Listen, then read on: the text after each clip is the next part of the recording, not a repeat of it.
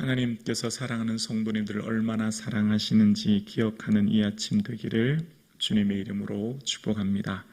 세상 무엇보다도 사랑하는 하나님의 백성인 당신의 자녀들을 하나님께서는 존귀하게 여기시고 어떤 어려움 가운데서도 인도하여 주시고 보호하여 주시는 말씀이 오늘 본문의 내용인 것을 알게 되는데요.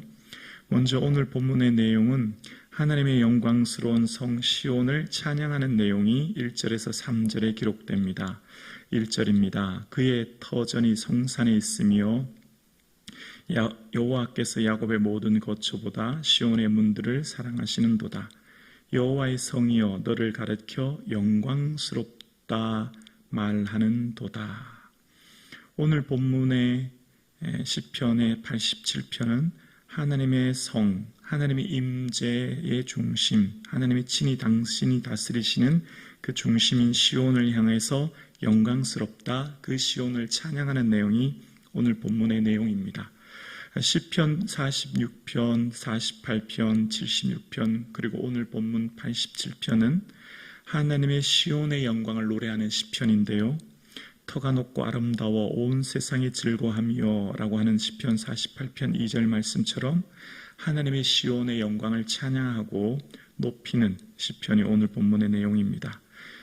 그 성산은 하나님의 거룩한 산이요, 그거 성산, 그리고 3절에 하나님의 성은 시온산을 말하는데요, 그 하나님의 시온산을 영광스럽다고 이야기합니다. 그러면서 이제 이방 나라에 대해서 선포하십니다. 그래서 이제 4절부터 이후에 있어지는 7절은 이 4절과 7절 사이에는 굉장히 긴 시간적 공백이 있었다는 걸 알게 돼요. 그러니까 3절과 4절 사이에는 뭐가 들어있냐면 이 바벨론 포로기가 들어있다는 것을 이 시편 묵상을 통해 알게 됩니다. 그러니까 1, 2, 3절은 하나님의 시온의 영광을 찬양하는데 그 사이 무슨 일이 있었냐면 바로 이스라엘이 바벨론에 의해서 포로 생활을 하게 되고 그 포로 가운데 있었던 이스라엘을 하나님께서 돌이키신다고 하는 것을 알게 됩니다.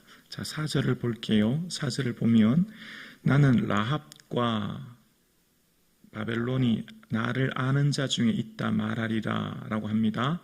자, 나는 이라고 하는 것은 하나님이시죠. 하나님이 라합과 바벨론이 하나님을 아는 자 중에 있다 말하리라 라고 하신다는 거예요. 하나님이 라합과 바벨론에게 하나님 당신을 아시도록 계시하시고 말씀하신다는 겁니다. 자, 그럼 여기 라합은 뭘까요? 여기 라합이라고 하는 것은 이사야 30장 7절에 보면 라합에 대해서 이렇게 설명하는데요. 애굽의 도움은 헛되고 무익하니 그러므로 내가 애굽을 가만히 앉은 라합이라 일컬으리라. 애굽의 애칭이라고 할 수 있죠. 애굽을 뭐라고 하냐면 가만히 앉은 라합이라는 겁니다. 그러니까 오늘 본문의 라합은 뭐라고요? 애굽이라는 겁니다. 그러니까 애굽, 바벨론, 그 당시 가장 큰 강대국이었죠.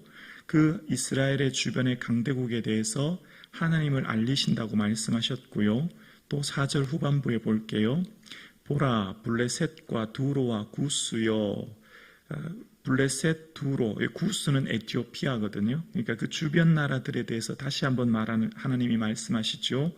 이것들 하나님이 다스리시는 시온과 그 이스라엘 백성들은 거기서 났다 하리로다 라고 오늘 본문에 이야기합니다. 자, 거기서라고 하는 거기에 여러분 성경 숫자 2번이 있을 텐데요. 그 숫자 2번의 나나주 아래쪽에 보면 시온에서라는 표현이 나와요. 그러니까 지금부터 4절에 계속 4절과 5절 이후에 이제 거기라고 하는 표현은 뭐로 읽으시면 되냐면 시온이라고 읽으시면 되는 거예요. 그러니까 보라, 블레셋과 두로와 구스요, 이것들은 거기서 났다 하리로다. 하나님이 지금 뭐라고 하시냐면 이스라엘의 주변 나라들에 대해서 블레셋, 두로, 그 구스 나라에 대해서 선포하십니다. 이것들 하나님의 백성인 이스라엘 백성들은 어디서 났냐면 시온에서 났다고 지금 선포하시는 겁니다. 그러면서 5절에 이제 하나님의 백성인 시온에 대해서 말씀하십니다. 이전에는 이방 나라에 대해서 말씀하셨고, 이제 이스라엘에 대해서 뭐라고 하시냐면 시온에 대하여 말하기를 이 사람 저 사람이 거기서 났다고 말하리니 지존자가 친히 시온을 세우리라 하는도다. 하나님이 시온에 대해서 말합니다. 이 사람 저 사람 누구든 모든 사람들에 대해서 그들은 어디서 났냐면 시온에서 났고, 그래서 하나님께서 친히 시온을 다시 세우신다는 겁니다. 회복하신다는 거예요. 그러니까 포로의 어려운 상황 가운데 있는 이스라엘 백성들에게 그들은 다 시온의 백성이요, 하나님의 친백성이요, 하나님의 사랑하는 백성이기 때문에 그들은 그 백성이 시온에서 난 자들이기 때문에 다시 시온으로 돌이키시고 회복하실 것을 말씀하시는 겁니다. 6절이요. 여호와께서 민족들을 등록하실 때에는 그 수를 세시며 이 사람이 거기서 났다 하시리로다. 여기서 또 마찬가지 거기는 시온이죠. 하나님이 여러 민족을 등록하실 때에 그 수를 세셨고 이 사람이 거기서 났다. 이게 원어 표현은 이렇습니다. 이 히브리적 원어 표현은 여호와께서 백성들의 명부에 이가 거기서 났다고 기록하실 것입니다 라고 이야기합니다. 그러니까 하나님이 예루살렘 시온에 거하는 사람들, 그 백성들의 명부, 그들을 거하는 주민들의 등록부를 기록하실 것인데 그들의 이름의 수를 하나하나 세시며 기록할 것입니다 라고 하는 의미가 담겨져 있는 거예요. 다른 말로 말하면 하나님께서는 당신의 백성 한 사람 한 사람을 철저하게 기억하고 계시며 그 사람들의 인생을 기억하시는 하나님은 그들을 회복하실 것입니다 라고 하는 의미입니다. 온 천하를 통치하시는 하나님께서는 이 시온의 백성인 이스라엘 그 한 사람 한 사람의 수를 세시고 기억하시고 그들을 다시금 돌이키실 것을 말씀하시는 것이죠. 마치 요한계시록에 누구든지 생명책에 기록되지 못한 자는 불못에 던지라는 말씀처럼 하나님의 당신의 백성들, 하나님의 당신의 사랑하는 자들을 그 생명책에 기록하시는 것처럼 말입니다. 그러면서 하나님께서 이제 회복하실 구원을 노래합니다. 7절이요. 노래하는 자와 뛰어노는 자들이 말하기를 나의 모든 근원이 내게 있다 하리로다 라고 이야기합니다. 이 본문을 히브리적 표현으로 읽으면 이렇습니다. 원어의 표현에 가깝게 읽으면 그들이 출생지를 가리켜 우리 모두 너에게서 났다 말을 하리로다 이렇게 얘기합니다. 노래하며 뛰노는 사람들, 시온으로 회복될 그 사람들이 그들의 출생지를 향해서 우리가 당신에게서 났다라고 말한다는 겁니다. 모든 근원이 내게 있다. 여기 내게 있다는 너라는 것도 시온을 말합니다. 자, 이제 함께 다시 한번 본문을 생각해 보겠습니다. 하나님의 백성들을 향해서 얘들아, 너희들은 내가 너무너무 사랑하는 백성이야 라고 하면서 그 사랑하는 예루살렘 성, 그 시온성을 향해 말합니다. 그리고 그 시온성이 얼마나 존귀한 자들인지 그 주변에 사는 모든 나라들에 대해서 이 시온산에 대해서 선포하십니다. 그러면서 이 시온을 향해서 비록 지금은 바벨론 포로로 가운데 있지만 돌이키실 것을 말씀하시는 거예요. 자, 그러면 한번 이 본문을 다시 한번 묵상해 볼게요. 왜 시온일까라는 거예요. 왜 하나님은 많고 많은 성들이 있고 많은 장소가 있는데 그 왜 시온을 택하셨고 그 시온의 백성을 사랑하시고 그들을 보호하실까요? 여러분, 시온이라고 하는 것은 그 처음 시작이 어디서 시작되냐면 사무엘상 5장 이하에 보면 다윗이 예루살렘 성에 거하고 있는 여부수족을 쫓아냅니다. 그 전까지 예루살렘에 살고 있는 여부수족을 쫓아내지 못했는데요. 그래서 그 부하들과 함께 예루살렘 성 그곳에 살고 있는 여부수족 속들을 쳐내고 그 성을 점령합니다. 그래서 그 성을 뭐라고 하냐면 시온산성 곧 다윗성이라 칭하게 됩니다. 예루살렘 성을 시온성이라고 칭하고 그것을 다윗성이라고 이야기합니다. 그리고 그것이 왜 시온성이 될 수 있었던가를 생각해 볼게요.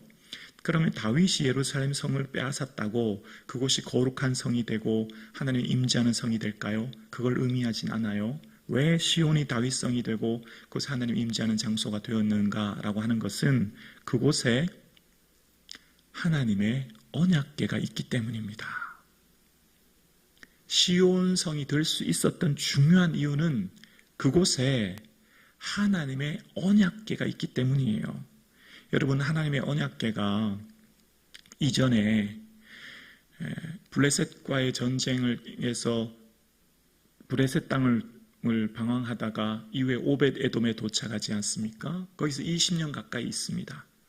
그런 하나님의 언약궤가 오벳 에돔에 있는 것을 알고 다윗이 하나님의 언약궤가 있을 장막을 치고 하나님의 언약궤를 그곳에 모셔오지요. 그리고 하나님의 언약궤를 다윗성에 모십니다. 다윗성에 모실 때 다윗이 너무너무 기뻐해서 춤을 추고 6걸음 행하고 번제를 드리지 않습니까? 그리고 그 언약궤가 다윗성에 안치되고 이후에 솔로몬은 다시금 성전을 짓습니다. 하나님을 위한 큰 성읍을 짓게 되고 역대하 5장 2절 이하에 보면 솔로몬이 여호와의 언약궤를 다윗성 곧 시온에서부터 메어 올리고 라는 표현이 나와요. 하나님의 언약궤를 하나님의 성전에 모셨다라는 겁니다. 시온이 왜 영광스러울까요? 시온을 하나님 왜 보호하실까요? 시온을 왜 하나님 존귀하게 여기실까요? 그것은 벽돌로 지어진 견고한 성이기 때문이 아니에요. 그곳은 언약궤가 있기 때문입니다. 언약궤가 있기에 그 성은 시온 성읍이 되는 거예요. 하나님의 존귀한 성읍이 되는 겁니다. 여러분, 우리는 하나님의 백성이에요. 우리는 하나님의 존귀한 하나님의 나라의 시민권자요, 하나님의 친백성 되었어요. 왜 우리가 하나님의 존귀한 자녀이죠? 말씀이신 예수 그리스도가 우리와 함께 있기 때문이에요. 우리는 질그릇이에요. 깨어지기 쉬운 자예요. 우리는 무너지기 쉬운 자예요. 우리는 아무것도 아니에요. 우리는 무익한 종이에요.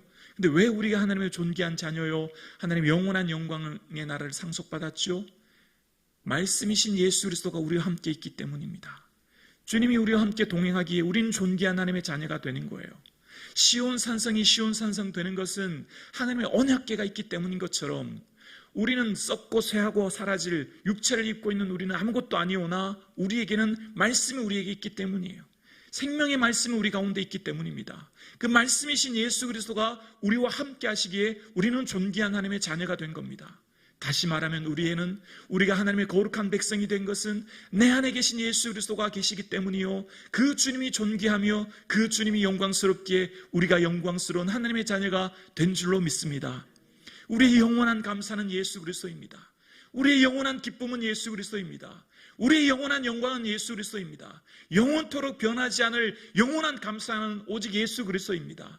우리의 감사이신 예수 그리스도로 말미암아 기뻐하는 이 아침 되기를 주의 이름으로 축원합니다. 세월이 흐르고 영원토록 변하는, 썩고 새하는 이 세상에 영원토록 변하지 않은 가치, 영원토록 변하지 않은 감사는 오직 예수 그리스도임을 기억하며 내 안에 계신 예수 그리스도, 이 질그릇 가운데 계신 그분으로 인하여 기뻐하는 이 아침 되기를 주님의 이름으로 축원합니다.